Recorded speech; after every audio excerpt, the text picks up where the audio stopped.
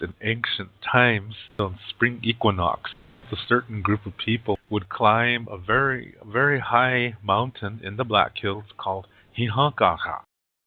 And they take a hayoka with them.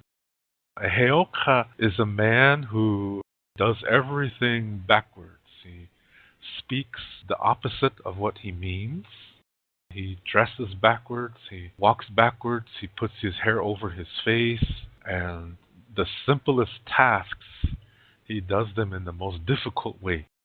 Like just to sit down, he's going to really make it like it's just a difficult task to do. Yeah? That's a hayoka. But not anybody can be hayoka. This is for men. We have a being in our culture by the name of Wakiya.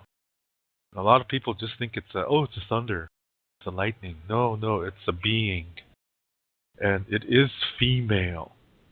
But it can express itself as a male.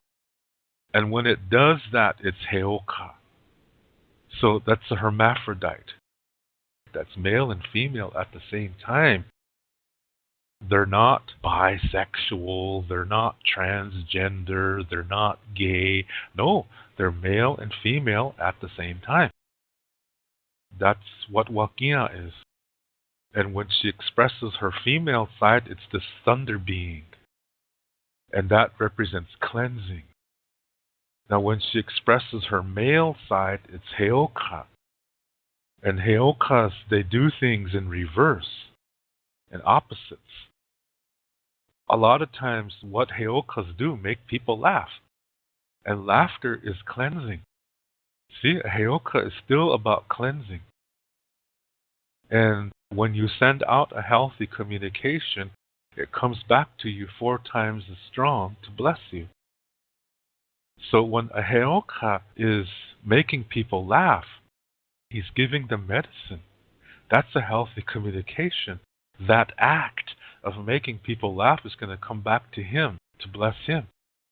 But the reason why this is for men is because this is the male attribute of Wakiya. These hayokas can call the thunder. They participate in certain ceremonies that have to do with healing, like healing of the mind. Because reality begins within. Your brain sends out things, and your heart interprets those things. When you experience a difficulty, you feel a certain emotion, but then you still have to bring in your mind to start learning from it. After you express the emotion in a constructive way, you bring in your mind. Because that's where the key is in the mind. But it's using your heart and your mind together. That's how it works. Okay, so these people climb on top of Hihankaka and they do a certain ceremony up there, and it's called Yate Iwaki Chipi. It involves calling the thunders. But Iata Iwaki Chipi, this does not mean calling the thunders back. It means something else, but I'm not going to translate that for you because some of you might say,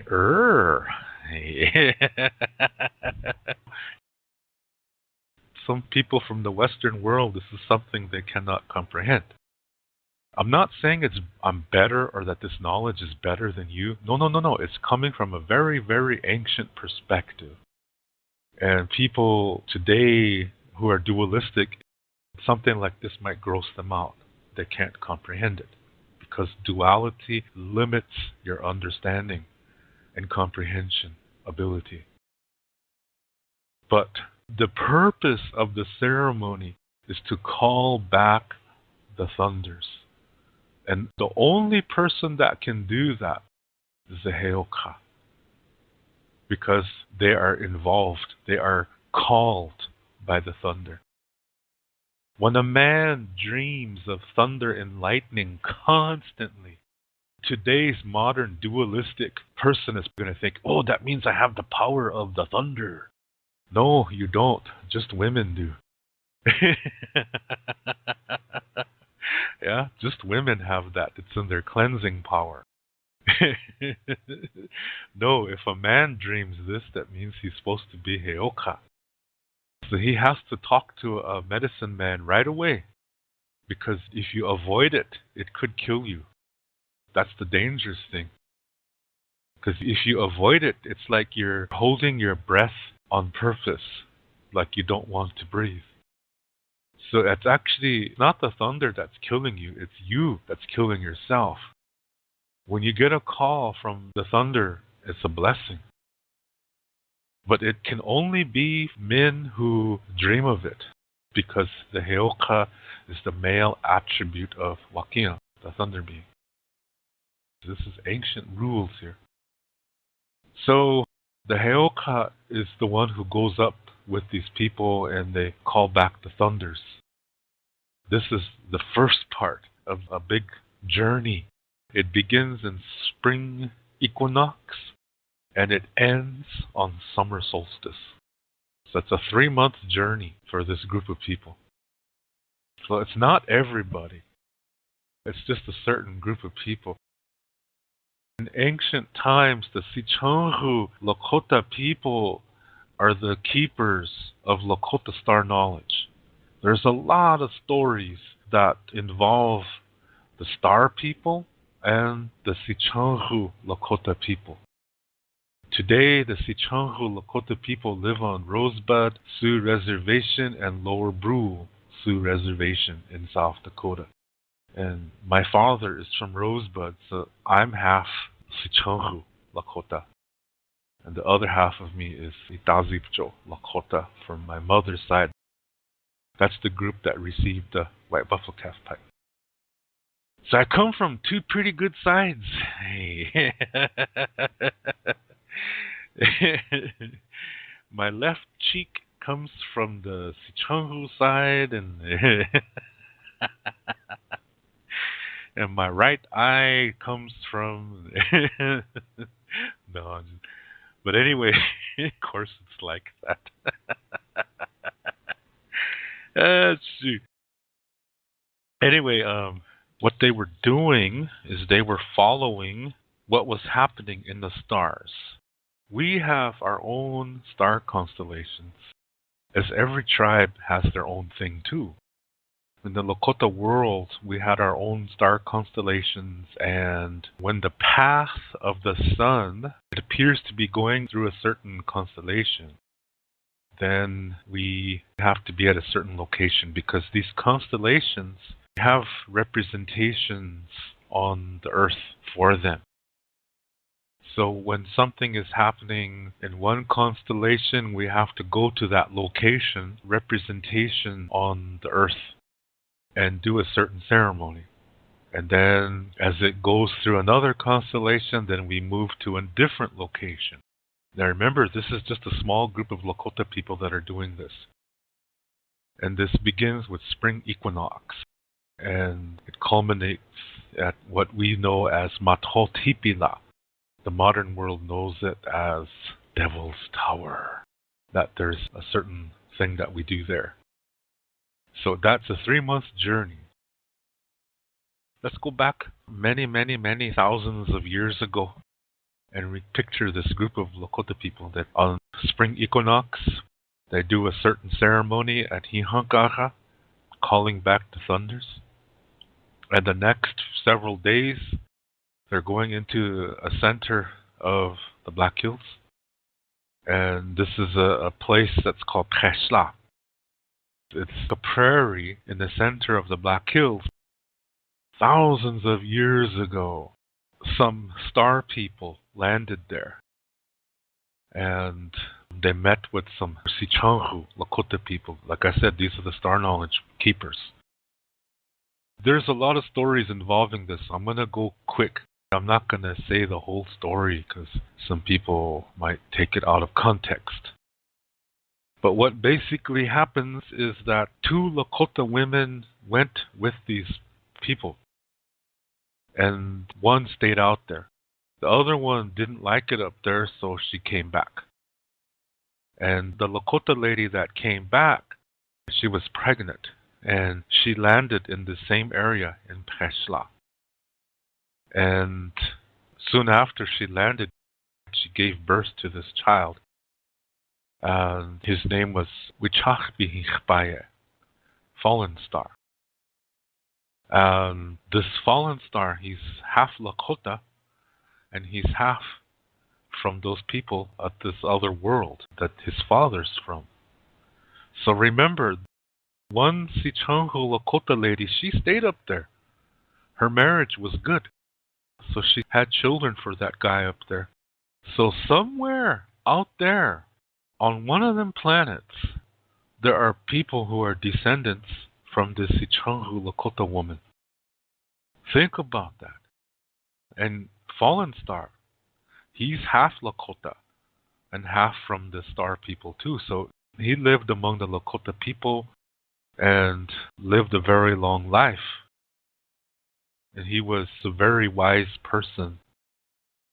Fallen Star was very, very intelligent. He grew mature very fast, and he took a woman for a wife and had children. So among the Sicangu Lakota people, there are descendants from the Star Nation. Isn't that cool? So there's a connection, between this other planet and these Sicangu Lakota people. There is a connection. So in the next few days, ancient times, people are going to do another ceremony in this pesla area. It's a part of calling back certain animals, like the birds that fly south to wake up, the bears. It's for certain plants and animals to return. They're calling them back. It's preparing for spring is what's happening. Then this group splits into two groups. One group is going to go southwest. The other one's going to go northwest. The ones that go southwest, we'll call them the southwest group. Okay, they're going to go close to the Rocky Mountains, and they're going to go to a place where there's a lot of lava rocks. And the northwest group is going to Matotipila. Today, people know it as Devil's Tower. And they're going to be there for 2 months. And they're going to be making preparations for the summer solstice ceremony. I'll talk about that ceremony on summer solstice. The southwest group, like I said, they're gathering lava rocks for this ceremony that's going to happen at Matotipila. So they're gathering a bunch of rocks, and what they're going to do is they're going to bring them to the northwest group. So when you look at this path from above, from Pesla, and how they split into two groups, where the northwest group goes to Matotipila, and the southwest group goes to the Rocky Mountain area, and then the southwest group swings back to the northwest group. When you look at this path, it looks like a buffalo skull. That represents something too in the stars. This Matotipila, where they're going to have that ceremony on summer solstice, it would be called Pteheri. And there's another location called Iankara. This is where creation on this planet begins. And this is called Ptehe Sapa. So the names mean certain things for these ceremonies. So this is something that happens every year. And it's going to end on summer solstice. And I will discuss that when summer solstice comes. Now, why do you think they're gathering lava rocks? Why not just normal rocks? Well, the blood of the earth is lava. A lot of people think it's water. No. That's not the blood of the earth. The blood of the earth is lava.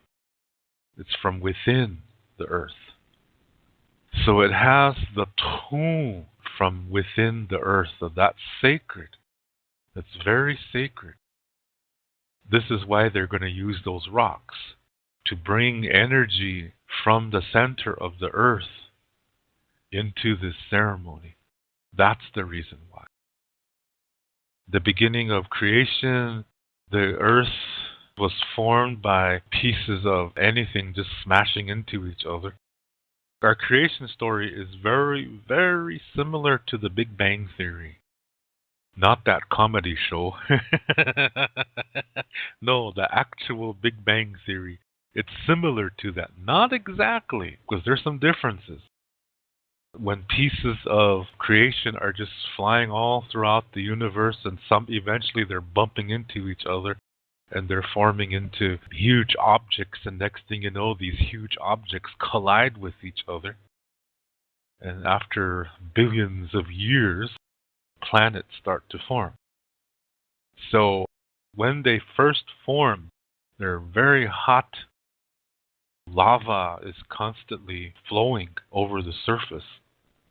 And as it starts to cool down, it creates the ozone.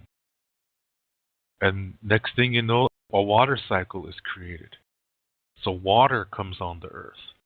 It's all like a chain process, like a domino thing. It's pretty cool, actually.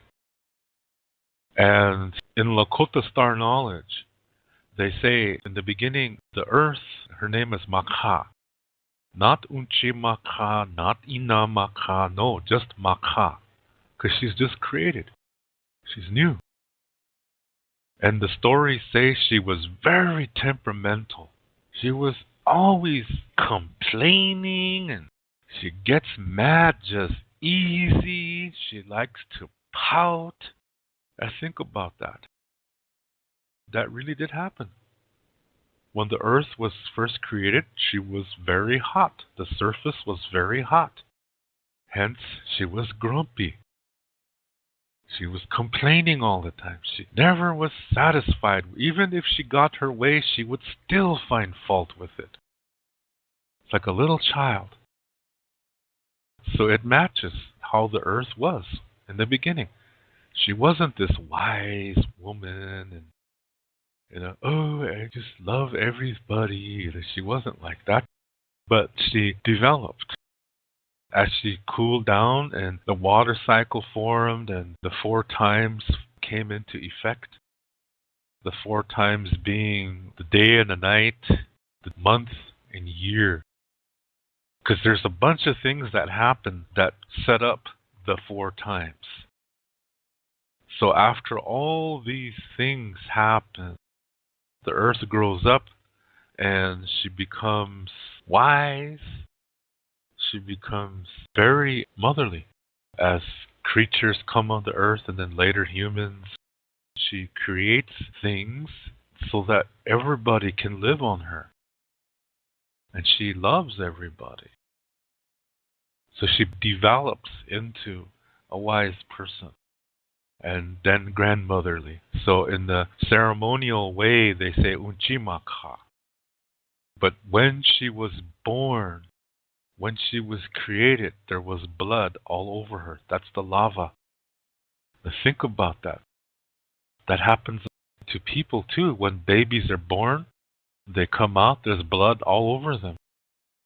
A lot of animals are this way too. A lot of plants bleed red too. And this is why red is sacred. It represents blood, which represents life. So when you hear an Indian say red represents Indian people, no. In the Lakota Star Knowledge stories, it never says we are Oyate Luta. That would mean the red people or red nation. It never says that. It calls us Ikche Oyate, the common people. That's what it says. It doesn't even say Lakota at all. It calls us human, the common people. Ikche Oyate. So red represents life. So the lava rocks, that's the blood of the earth. This is going to be involved also in this summer solstice ceremony. That blood is going to be a part of that too. It's life. so that the people may live. That's why they say that. That's why red is sacred. So when you hear somebody say Chankuluta, and if they say that's the Indian way, no, that's false. It's not the Indian way. Chankuluta is the road of life. Chanku is road. Luta is red. For anything that's alive, you say luta. If it's not alive, you say sha. So this is just some background information. So that's why they're using the lava rocks for this summer solstice ceremony, because lava is the blood of our grandmother Earth, and blood has tu in it. It's sacred. Tu is part of what makes life possible. Life is more than a brain and a heart working and lungs breathing. The tu is very much involved with this. So the tu in blood is what makes it possible for life to be here. So this ceremony is going to involve something to do with blood. I'll leave it at that. But this is what started. Thousands of years ago, one group is heading towards the Rockies, the other group is heading towards Devil's Tower or Mathotipila. They're going to prepare now. They have 2 months to prepare for this summer solstice ceremony. Isn't that neat? And they do this every year so that the people may live. I invite you to come visit my website at wolakota7.com. You can see the address on the screen, and here you can learn about the books that I've written and also some of the services that I offer. For example, spiritual consultation and Lakota language lessons. And you can see the books that I wrote, and one of them, called Keya Mato Stone Hearts, I wrote with my wife. And if you would like to order these books or order any of my services, you can see all the information on the screen. And for more questions, please write to me at the email address that you see at the bottom right of the screen. Thank you very much for listening to this video, and I really appreciate your support of this channel. Also, thank you for the comments that you leave. I read them all, and I really appreciate them. And if there's information here that can help you, then that's cool. And if not, then, well, that's okay too. And thank you very much for being a part of this community. I invite you to visit my other channel, which is called Lakota Language from the Heart. And I'm putting a link to it in the video description. So check out my new channel, which is exclusively about learning to speak the Lakota language from the heart. Everything is a circle. There is no end. So that's why we say until next time, which in Lakota is Doksha Ake.